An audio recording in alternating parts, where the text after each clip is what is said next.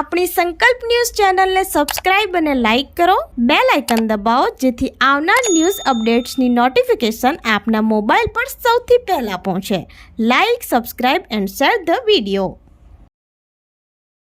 નમસ્કાર દર્શક મિત્રો, હું છું પૂજા ઢંડેલ. સંકલ્પ ન્યૂઝમાં આપનું સ્વાગત છે. સમાચારની શરૂઆત કરતા પહેલા એક નજર આજના મુખ્ય સમાચાર ઉપર. ઉમરગામ ગ્રામ પંચાયતોની ચૂંટણીને લઈ ભારે રસાકસીનો માહોલ જામ્યો. મરોલી ગ્રામ પંચાયત અને પાલી કરંબેલી ગ્રામ પંચાયત સમરસ બનવાનો પ્રયાસ જોવા મળ્યા.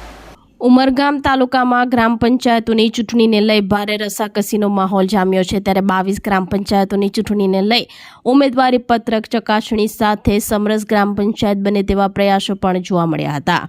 ઉમરગામ તાલુકા પંચાયત ખાતે આજે મોટી સંખ્યામાં ઉમેદવારો પત્રકો ચકાસણી કરવા આવી પહોંચ્યા હતા. જ્યાં ઉમેદવારી પત્રકો ચકાસણી દરમિયાન ક્યાંક નાના મોટા વાંધાઓ જોવા મળ્યા હતા. સવારથી મોટી સંખ્યામાં જામેલો ઉમેદવારોનો ભારે ઉત્સાહ સાથે માહોલ દેખાયો હતો. જેમાં મરોલી ગ્રામ પંચાયત અને પાલી કરંબેલી ગ્રામ પંચાયત સમરસ બનવાનો માર્ગ આજે મોકળો થયો છે.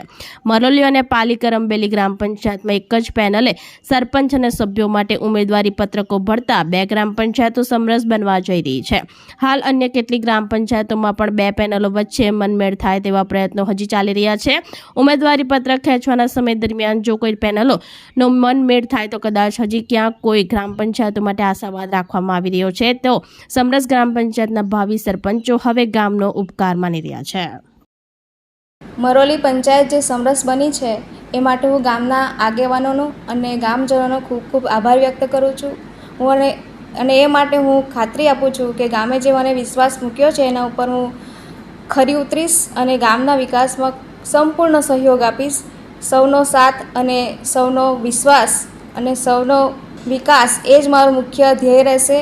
પારડી રેલવે સ્ટેશન ઘર પાસે મચ્છીની જાળમાં ફસાયેલ કોબરા સાપને જીવદયા ગ્રુપે ઉગાર્યો.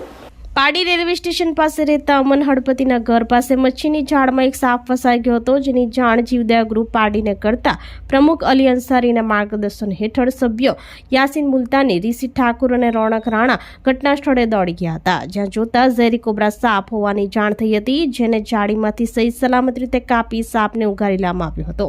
સાપ કરડવાના કિસ્સામાં સાઈનાથ હોસ્પિટલ ધરમપુર અથવા જિલ્લા હોસ્પિટલમાં સારવાર માટે જવા અપીલ કરી હતી.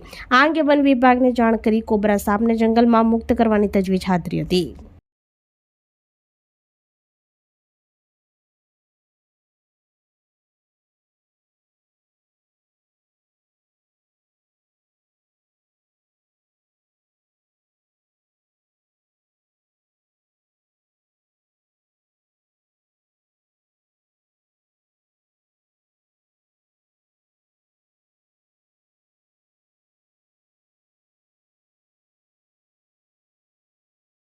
આજ રોજ જીવદયામાં ફોન આવેલો હતો. ખજૂરિયા ફળિયા સ્ટેશન પર એક નાગ જે છે તે જારમાં ફસાઈ ગયેલો હતો.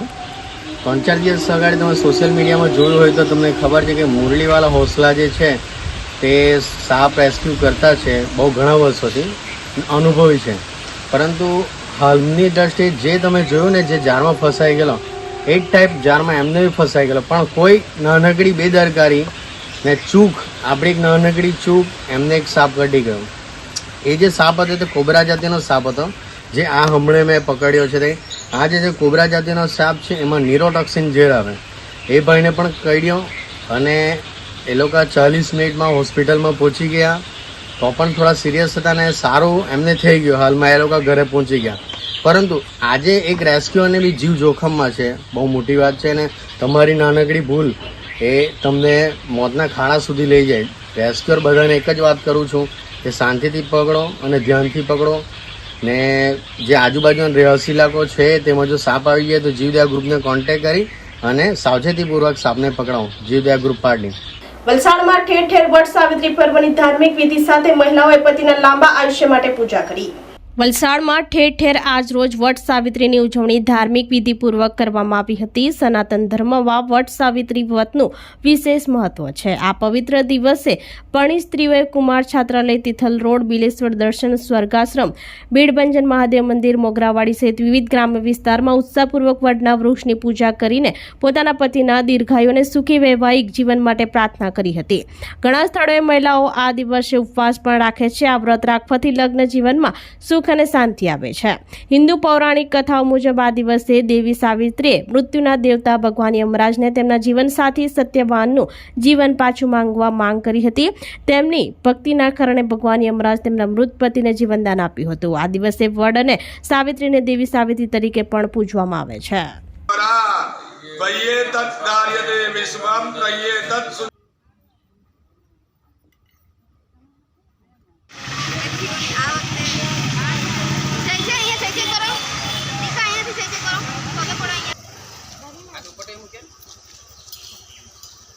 પાન વધારે નહીં તો એક પાન પર મૂક.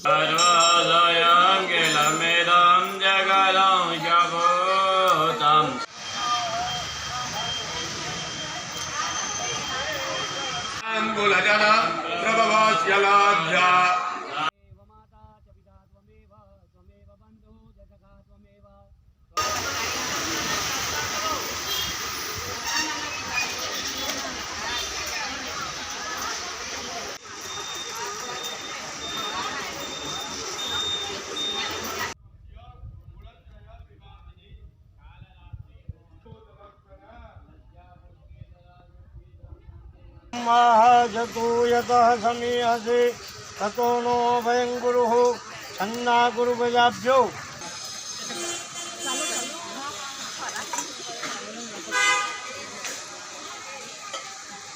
મારું નામ તન્વી છે. હું અહીંયા તિથલ રોડથી આવી છું વટ સાવિત્રીની પૂજા કરવા માટે. અહીંયા મહારાજ છે પૂજા કરાવતા હતા.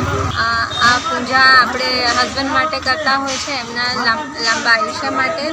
આમાં આખો દિવસ એટલે ઉપવાસ રાખવાનો હોય છે. તમે ફ્રૂટ ખાઈ શકો છો.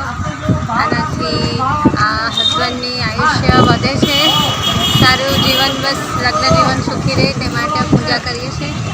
તો આ તાજા સમાચારો. નવા સમાચારો સાથે કાલે ફરી મળીશું. નમસ્કાર. આપણી સંકલ્પ ન્યૂઝ ચેનલને સબસ્ક્રાઇબ અને લાઇક કરો. બેલ આઇકન દબાવો જેથી આવનાર ન્યૂઝ અપડેટ્સની નોટિફિકેશન આપના મોબાઈલ પર સૌથી પહેલા પહોંચે. Like, subscribe and share the video.